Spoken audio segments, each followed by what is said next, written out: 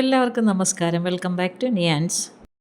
ദോശയുടെ കൂടെയോ ചോറിൻ്റെ കൂടെയോ അപ്പത്തിൻ്റെ കൂടെയൊക്കെ സൈഡായിട്ട് കഴിക്കാൻ പറ്റുന്ന നല്ല കിടിലൊരു സാമ്പാറിൻ്റെ റെസിപ്പിയാണ് ഇന്നത്തെ വീഡിയോയിലുള്ളത്. ഇതെങ്ങനെയാണ് തയ്യാറാക്കുന്നത് നോക്കാം. ഈ സാമ്പാർ തയ്യാറാക്കുന്നതിന് വേണ്ടി പച്ചക്കറിയെല്ലാം കൂടി ഒന്ന് എടുത്ത് വയ്ക്കാം. ഒരു കഷ്ണം മത്തങ്ങയുണ്ട്, അതുപോലെ തന്നെ ചേനയുണ്ട്, ഏത്തക്കായുണ്ട്, പിന്നെ കുറച്ച് വെള്ളരിക്ക, അങ്ങനെയുള്ള കുറച്ച് സാധനങ്ങളൊക്കെ ഉണ്ട്. പിന്നെ തക്കാളി, അതെല്ലാം ഒന്ന് തോലൊക്കെ കളഞ്ഞൊന്ന് വൃത്തിയാക്കി എടുക്കാം. തൊലി കളഞ്ഞെടുക്കുന്ന ഓരോന്നും ഇതേപോലെ ഒരു പാത്രത്തിലേക്ക് വെള്ളത്തിലേക്ക് ഇട്ട് കൊടുക്കാം. ഞാൻ സാമ്പാർ തയ്യാറാക്കുമ്പോൾ സാമ്പാറിലേക്ക് ഒരുപാട് ഇട്ട് കൊടുക്കുന്നത് ഇതേപോലെ വെള്ളരിക്കയുടെയും അതുപോലെ തന്നെ കുമ്പളങ്ങ, പിന്നെ അതുപോലെ തന്നെ വേറൊരു സൈസ് വെള്ളരിക്ക പോലിരിക്കുന്ന ഒരു ടൈപ്പ് വെജിറ്റബിളുണ്ട്. അപ്പോൾ അതൊക്കെയാണ് ഒരുപാട് സാമ്പാറിലേക്ക് ഇട്ട് കൊടുക്കുന്നത്. അത് കഴിക്കാനൊക്കെ നല്ലതാണ്. ഞാനൊരു വലിയ സാമ്പാർ ഫാനൊന്നും അല്ലായിരുന്നു. പക്ഷേ കുറച്ച് നാൾ മുന്നേ ശരവണ ഭവനിൽ സാമ്പാർ കഴിച്ചതിന് ശേഷമാണ് എനിക്ക് സാമ്പാർ അത്രത്തോളം ഇഷ്ടമായത്. നല്ല കിടിലൻ ടേസ്റ്റാണ് അവിടുത്തെ സാമ്പാർ കഴിക്കാൻ വേണ്ടി. അപ്പോൾ ആ ഒരു രീതിയിലൊക്കെയാണ് തയ്യാറാക്കാൻ നോക്കുന്നത്. അവിടെ നിന്നുള്ള സാമ്പാർ കൂട്ടി കഴിച്ചതിന് ശേഷം എനിക്ക് ഏതിൻ്റെ കൂടെയും സാമ്പാർ കൂട്ടാൻ ഭയങ്കര ഇഷ്ടമാണ്. അവിടുത്തെ സാമ്പാർ മാത്രമൊന്നുമല്ല ടേസ്റ്റ് ഉള്ളത് കേട്ടോ. അവിടുത്തെ എല്ലാ കറികളും അസാധ്യ ടേസ്റ്റാണ്. അവിടെ ഊണ് കഴിക്കാൻ നല്ല അടിപൊളിയാണ്. ചിലർ സാമ്പാർ വയ്ക്കുമ്പോൾ ഒരുപാട് കഷ്ണങ്ങളൊന്നും ഇങ്ങനെയുള്ളതൊന്നും ഇടത്തില്ല. പക്ഷെ ഞാനാണെങ്കിൽ കിട്ടുന്ന എല്ലാ കഷ്ണങ്ങളും മാക്സിമം അതിലേക്ക് ഉൾക്കൊള്ളിക്കാൻ നോക്കും. എന്ന് വെച്ചാൽ നമുക്ക് കഷ്ണങ്ങളൊക്കെ എടുത്ത് കഴിക്കാൻ നല്ലതാണ്. ഇങ്ങനെ എല്ലാ കഷ്ണങ്ങളും ഇടുന്നത് കൊണ്ട് തന്നെ പച്ചക്കറികളൊക്കെ നമുക്ക് ഒരുപാട് ഉള്ളിലേക്ക് പോവുകയും ചെയ്യും. അതുപോലെ തന്നെ കഴിക്കാനും നല്ലതാണ്. ഇപ്പോഴേക്കും നമ്മൾ എടുത്ത് വെച്ചിരുന്ന കഷ്ണങ്ങളെല്ലാം തോലൊക്കെ കളഞ്ഞ് പാത്രത്തിലേക്ക് ഇട്ട് കൊടുത്തിട്ടുണ്ട്. ഇനി നന്നായിട്ടൊന്ന് കഴുകിയെടുക്കണം.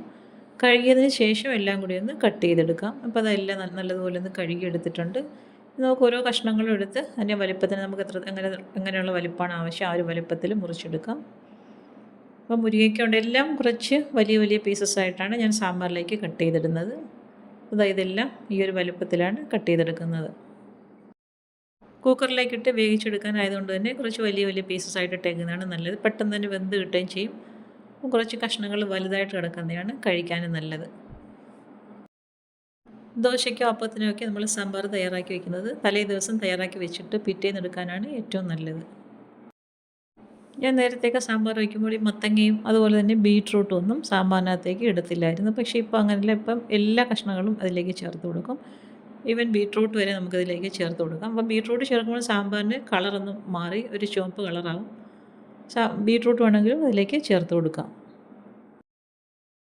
ഈ സാമ്പാർ വെച്ചപ്പോൾ എൻ്റെ കയ്യിൽ ബീട്രൂട്ട് ഇല്ലായിരുന്നു. അതുകൊണ്ട് ബീട്രൂട്ട് ഇതിലേക്ക് ചേർത്ത് കൊടുത്തിട്ടില്ല. അപ്പോൾ ക്യാരറ്റും എല്ലാം കുറച്ച് വലിയ വലിയ പീസസ് ആയിട്ടാണ് മുറിച്ചെടുത്തിരിക്കുന്നത്. പിന്നെ തക്കാളി മുറിച്ചെടുക്കുന്നുണ്ട്. പിന്നെ ഇതേപോലെ ഒരു വലിയ സവാളയും കൂടി ഇതിലേക്ക് ചേർത്ത് കൊടുക്കാം. സവാളയും അത്യാവശ്യം വലുതായിട്ട് തന്നെ സ്ക്വയർ പീസസ് ആയിട്ട് കട്ട് ചെയ്തിടുകയാണ്. അപ്പോൾ നമ്മുടെ അരിയലെല്ലാം കഴിഞ്ഞു. ഇനി അരിഞ്ഞ് വെച്ചിരിക്കുന്ന കഷ്ണങ്ങളെല്ലാം കൂടി കുക്കറിലേക്ക് ഇട്ട് കൊടുക്കുകയാണ്. കുക്കറിലേക്ക് ഇട്ട് കൊടുത്തതിന് ശേഷം ആവശ്യത്തിനുള്ള ഉപ്പ് ചേർത്ത് കൊടുക്കാം. ഇനി അതിലേക്ക് മഞ്ഞൾപ്പൊടിയും കൂടെ ചേർത്ത് കൊടുത്തിട്ടാണ് കഷ്ണങ്ങളൊന്ന് വേവിച്ചെടുക്കുന്നത്. അപ്പം വേകാൻ ആവശ്യമുള്ള വെള്ളവും കൂടി ഇതിലേക്ക് ഒഴിച്ചു കൊടുക്കാം. ഇനി ഒരു 1/2 ടീസ്പൂൺ അളവിൽ മഞ്ഞൾപ്പൊടിയും കൂടെ ചേർത്ത് കൊടുക്കുന്നുണ്ട്. കുറച്ച് പുളി വെള്ളത്തിലേക്ക് ഇട്ട് കൊടുത്ത് കുതിർത്തതിന് ശേഷം അതിൻ്റെ വെള്ളവും കൂടി ഇതിലേക്ക് ഒഴിച്ചു കൊടുക്കാം. പുളി വെള്ളവും കൂടി ഇതിലേക്ക് ഒഴിച്ചു കൊടുക്കുന്നുണ്ട്. ലേശം പുളി മാത്രം മതിയാകും. ഇനി നല്ലതുപോലെ ഇളക്കി കൊടുത്തതിന് ശേഷം കുക്കർ മൂടി വെച്ച് അടുപ്പിലേക്ക് വെച്ച് കൊടുക്കാം. ഒറ്റ വിസിൽ മതിയാകും. അപ്പോഴേക്കും കഷ്ണങ്ങളൊക്കെ വെന്ത് കിട്ടും. അത് അടുപ്പിലേക്ക് വെച്ച് കൊടുത്തതിന് ശേഷം നമുക്ക് കുറച്ച് സാധനങ്ങളൊന്ന് മൂപ്പിച്ചെടുക്കാനുണ്ട്. ഒരു പാത്രത്തിലേക്ക് ഒരു അര കപ്പോളം സാമ്പാർ പരിപ്പിട്ട് കൊടുക്കുന്നുണ്ട്. 8-10 വറ്റൽമുളകും, ഒരു 1/4 കപ്പ് മല്ലിയും, 1/2 ടീസ്പൂൺ അളവിൽ ജീരകവും, അതേപോലെ തന്നെ ഒരു നുള്ളു ഉലുവയും കൂടെ ചേർത്ത് കൊടുത്തിട്ട് എല്ലാം കൂടി നന്നായിട്ടൊന്ന് മൂപ്പിച്ചെടുക്കണം. അപ്പം പരിപ്പ് കഴുകി ഉണക്കിയതാണ്. അതുകൊണ്ടാണ് പിന്നീട് കഴുകാഞ്ഞത്. അപ്പോൾ ഇതേപോലെ നന്നായിട്ടൊന്ന് മൂപ്പിച്ചെടുക്കണം. മൂത്ത് വരുന്ന സമയത്ത് നല്ലൊരു മണം കിട്ടും. ആ സമയത്ത് ഫ്ലെയിം ഓഫ് ചെയ്ത് അടുപ്പിൽ നിന്ന് മാറ്റിയതിന് ശേഷം ഒരു പാത്രത്തിലേക്ക് ആക്കി കൊടുത്ത് തണുക്കാൻ വേണ്ടി മാറ്റി വയ്ക്കാം. ഇത് നന്നായിട്ട് തണുത്തതിന് ശേഷം മിക്സിയുടെ ജാറിലേക്ക് ഇട്ട് കൊടുത്തൊന്ന് പൊടിച്ചെടുക്കാനാണ്. നല്ലതുപോലെ തണുത്തതിന് ശേഷം വേണം പൊടിച്ചെടുക്കാൻ. അപ്പോൾ വറുത്ത് വെച്ചിരുന്ന എല്ലാം കൂടി ജാറിലേക്ക് ഇട്ട് കൊടുക്കുകയാണ്. ഇട്ട് കൊടുത്തിട്ട് നല്ലതുപോലെ ഒന്ന് പൊടിച്ചെടുക്കാം. ഇങ്ങനെ ഇതെല്ലാം കൂടി വറുത്ത് പൊടിച്ചെടുക്കുമ്പോൾ സാമ്പാറിന് നല്ലൊരു മണമാണ്, അതുപോലെ തന്നെ ഒരു ടേസ്റ്റുമാണ്. ഇതാ ഈ ഒരു രീതിയിൽ പൊടിച്ചെടുത്തിട്ടുണ്ട്. ഇതാ കണ്ടില്ലേ. ഇനി ഇതാ അപ്പോഴേക്കും ഒരു വിസിലൊക്കെ വന്ന് പ്രഷറൊക്കെ പോയിട്ടുണ്ട്. ഇനി കുക്കർ തുറന്നിട്ട് കഷ്ണങ്ങളൊന്ന് നോക്കാം. കുക്കർ തുറന്നതിന് ശേഷം നന്നായിട്ടൊന്ന് ഇളക്കി കൊടുക്കാം. ഇളക്കി കൊടുത്തതിന് ശേഷം നമ്മൾ പൊടിച്ച് വെച്ചിരിക്കുന്ന മസാല ഇതിലേക്ക് ചേർത്ത് കൊടുക്കാം. മസാല ചേർത്ത് കൊടുത്തിട്ട് ആവശ്യത്തിന് വെള്ളവും കൂടെ ചേർത്ത് കൊടുക്കണം.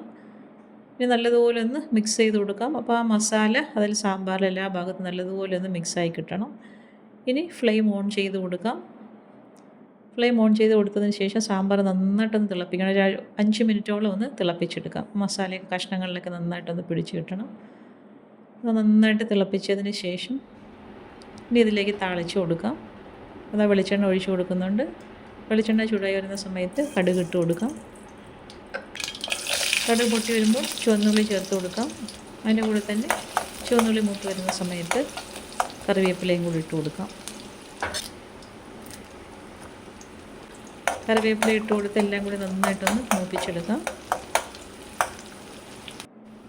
ഇത് മൂത്ത് വരുന്ന സമയത്ത് സാമ്പാറിലേക്ക് ആവശ്യമുള്ള കായപ്പൊടിയും കൂടെ ചേർത്ത് കൊടുക്കാം. അതിൻ്റെ കൂടെ തന്നെ 1 ടീസ്പൂൺ അളവിൽ കാശ്മീരി മുളക് പൊടിയും കൂടെ ചേർത്ത് കൊടുക്കാം. ഫ്ലെയിം സിമ്മിലാക്കിയതിന് ശേഷം ഇത് നന്നായിട്ടൊന്ന് മൂപ്പിച്ചെടുക്കണം. അപ്പോൾ കായപ്പൊടി മുളക് പൊടി ഒന്ന് മൂത്ത് കിട്ടണം. ഇത് തിളച്ച് കിടക്കുന്ന സാമ്പാറിലേക്ക് ഒഴിച്ചു കൊടുക്കാം. ഒഴിച്ച് വീണ്ടും നല്ലതുപോലെ ഒന്ന് മിക്സ് ചെയ്ത് കൊടുക്കാം. അപ്പോൾ നല്ല കിടിലൻ ടേസ്റ്റാണ് സാമ്പാർ. ഈ ഒരു രീതിയിൽ ഇങ്ങനെ ഒന്ന് തയ്യാറാക്കി നോക്കൂ. ഇനി ഏറ്റവും ഒടുവിലായിട്ട് നമുക്ക് കുറച്ച് മല്ലിയില ആവശ്യമുണ്ടെന്നുണ്ടെങ്കിൽ ചേർത്ത് കൊടുക്കാം. അത് നന്നായിട്ട് ഇളക്കി കൊടുത്തതിന് ശേഷം മല്ലിയിലയും കൂടി ചേർത്ത് കൊടുക്കുകയാണ്. മല്ലിയിലയും ചേർത്ത് കൊടുത്തിട്ടൊന്ന് മൂടി കൊടുക്കാം. അതിൻ്റെ മണം എല്ലായിടത്തൊന്ന് പിടിച്ച് കിട്ടാൻ വേണ്ടി.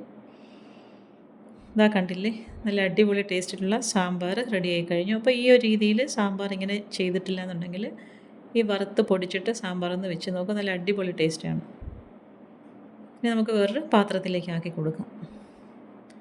അപ്പോൾ അപ്പത്തിനോ ദോശയ്ക്കോ ചോറിനോ ഒക്കെ നല്ല കിടിലൻ ടേസ്റ്റാണ് ഈ ഒരു രീതിയിൽ സാമ്പാർ വെച്ചാൽ. അപ്പം ഇന്നത്തെ വീഡിയോ ഇത്രയേ ഉള്ളൂ. ഇഷ്ടമായാൽ ലൈക്ക് ചെയ്ത് സബ്സ്ക്രൈബ് ചെയ്ത് സപ്പോർട്ട് ചെയ്തേക്കൂ. എന്തെങ്കിലുമൊക്കെ അഭിപ്രായങ്ങളുണ്ടെങ്കിൽ കമൻറ്റ് ചെയ്യൂ. വീണ്ടും അടുത്ത വീഡിയോയിൽ കാണുന്നത് വരെ ബൈ ഫ്രം നിയാൻസ്. Thanks for watching.